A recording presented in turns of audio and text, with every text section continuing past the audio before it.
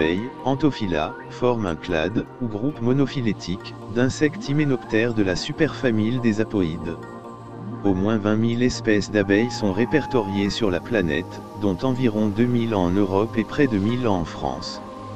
En Europe, l'espèce la plus connue est l'Apis mellifera, qui comme la plupart des abeilles à miel, appartient au genre Apis. Cependant, la majorité des abeilles ne produisent pas de miel, elles se nourrissent du nectar des fleurs.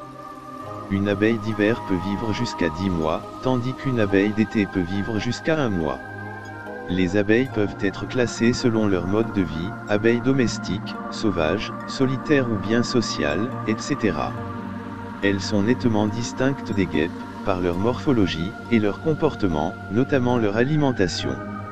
Les bourdons en revanche sont un groupe particulier d'abeilles. Les abeilles, et les autres espèces pollinisatrices, sont actuellement gravement menacées, avec un taux d'extinction qui est selon l'ONU, de 100 à 1000 fois plus élevé que la normale. Lors de la Journée mondiale des abeilles, le 20 mai 2019, l'ONU a détaillé les principales causes du déclin des pollinisateurs, l'utilisation de pesticides, la monoculture, les pratiques agricoles intensives, le changement climatique, le changement d'affectation des terres et la destruction des habitats. L'histoire évolutive des insectes met en évidence que les premiers insectes apparaissent vers 400 millions d'années au Dévonien, les insectes volant vers 350 millions d'années au Carbonifère. On ignore encore quel est l'ancêtre commun à tous les apoïdes. Les premières abeilles stricto sensu sont probablement apparues en même temps que les premières fleurs, c'est-à-dire il y a plus de 100 millions d'années, la flore terrestre étant auparavant dominée par les gymnospermes. Les études génétiques suggèrent que les abeilles proviennent, comme les fourmis, de la spécialisation de guêpes prédatrices de la famille des Crabronidés, le changement du comportement alimentaire pouvant s'expliquer par la consommation par ces guêpes de proie qui visitaient les fleurs et se couvraient de pollen. Les premières abeilles ont probablement été solitaires et spécialistes, pollinisation d'un nombre défini de fleurs, certaines évoluant vers des formes sociales plus ou moins élaborées, et devenant des pollinisateurs généralistes, mais ces transitions instables font que certaines sont retournées vers un mode de vie solitaire. On a retrouvé les plus anciens fossiles d'abeilles, en inclusion dans de l'ambre. Ces abeilles appartiennent à des espèces et des genres à présent éteints. Le plus vieux fossile à ce jour est Melitosphex burmansi, daté de 100 millions d'années. Cette espèce minuscule découverte en 2006, en Birmanie avait des grains de pollen sur les pattes. Sa découverte confirme l'origine commune des guêpes et des abeilles et l'ancienneté de la coévolution entre les abeilles et les angiospermes, spécialisation dans la consommation de nectar et de pollen et rôle dans la pollinisation. Cette découverte suggère que les premières abeilles végétariennes ont émergé à partir d'ancêtres guêpes insectivores. Le genre Electrapi vivait au Crétacé supérieur, il y a environ 70 millions d'années, dans l'actuelle région de la Baltique, et avait une forme très proche de l'abeille à miel contemporaine. Les abeilles sociales forment des colonies, groupes d'abeilles vivant en société. La colonie est composée de 3 castes. La reine, l'unique femelle fertile du groupe, mère de toute la colonie. À sa naissance, elle élimine les quelques œufs contenant d'autres reines. Elle effectue un vol nuptial au cours duquel sa spermathèque est remplie pour toute sa vie. Elle émet les phéromones de reine assurant la cohésion du groupe et passe sa vie à pondre. La reine ne sort plus de la ruche jusqu'à ce que se produise un essaimage. Son espérance de vie est d'environ 3 à 4 ans. Une majorité d'ouvrières, femelles non fertiles qui assurent l'entretien et le ravitaillement du nid, ainsi que les soins au couvain, sortent de maternité où se développent les futures abeilles. Elles assurent successivement toutes ces tâches au cours d'une vie durant de quelques semaines à quelques mois.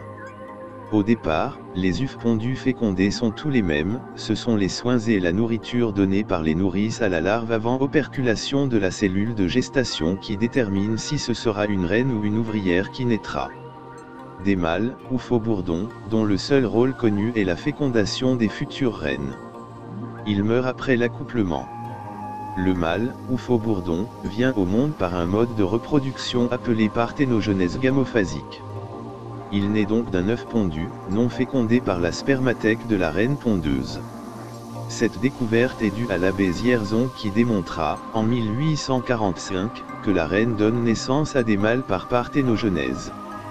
Il existe une autre source de mâles. L'absence, mort de la reine, de phéromones royales déclenche chez les abeilles nourrices un réflexe d'élevage de nouvelles reines. Si cet élevage de nouvelles reines échoue, l'absence de la phéromonée royale qui inhibait le développement des ovaires des ouvrières n'existe plus, alors certaines abeilles ouvrières vont développer leurs ovaires et se mettre à pondre. Comme elles n'ont pas été fécondées, elles ne vont donner naissance qu'à des mâles. On dit que la ruche est bourdonneuse, la colonie est condamnée. Les abeilles pondeuses vont émettre la même phéromonée que la reine, l'acide 9-cétodécénoïque. Une colonie peut perdurer pendant plusieurs années si elle survit à la saison froide. Un essaim d'abeilles est un rassemblement en nombre important d'abeilles de la même famille. Quand une vieille reine quitte le nid avec une fraction de sa population, environ la moitié, pour former une nouvelle colonie, laissant la place à une jeune reine, on parle d'essaimage. Les abeilles évitent ainsi d'engendrer un superorganisme étouffant. L'essaimage des abeilles est un véritable processus anarchiste d'intelligence collective, puisqu'il s'agit de parvenir à un consensus pour définir la future localisation de la colonie. Les éclaireuses, relatant une position qui leur semble propice à l'installation de la colonie par une danse dont la vivacité reflète la qualité du lieu désigné, est suffisamment explicite pour en indiquer la position.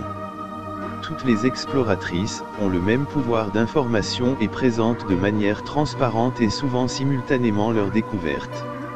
Selon l'intensité de la communication, l'abeille découvreuse d'un site va recruter un nombre plus ou moins grand de nouvelles éclaireuses, qui iront chacune le visiter et entreprendre une évaluation indépendante. Elles pourront à leur tour donner leur opinion, et cette mutualisation perpétuelle des connaissances aboutit au consensus pour une destination. Abeille à miel. L'expression abeille à miel ou abeille mellifère est un nom vernaculaire désignant en français des insectes sociaux parmi les abeilles qui produisent du miel en quantité significative, mais par métonymie, c'est aussi l'un des noms usuels de l'abeille européenne, Apis mellifera. Les abeilles à miel appartiennent majoritairement au genre Apis, de la sous-famille des apinées, mais cet Apis mellifera, et dans une moindre mesure, son homologue asiatique Apis cerana, l'espèce qui se prête le mieux à l'apiculture. D'autres espèces produisent du miel mais pas en quantité suffisante pour mériter cette appellation. Les abeilles domestiques sont principalement de l'espèce Apis mellifera. Originaire d'Europe et d'Afrique, c'est en effet l'espèce la plus utilisée pour produire du miel. Elle a donné de nombreuses sous-espèces ainsi que de nombreux hybrides de ces sous-espèces, dont certains, comme l'abeille buque-face, sont obtenus par croisement au sein des élevages.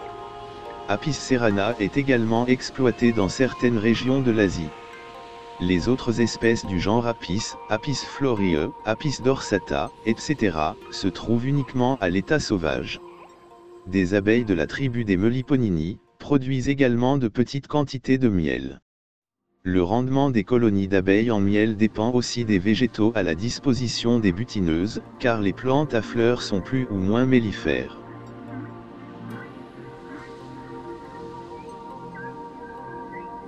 Salut à toutes et à tous, mes sources sont constituées notamment de recherches sur la toile et plus particulièrement de Wikipedia.com. Les photographies et autres documents visuels proviennent de mes collections personnelles ou de recherches sur l'Internet. Enfin, ce texte est exprimé par Paul, ma nouvelle petite voix de synthèse préférée.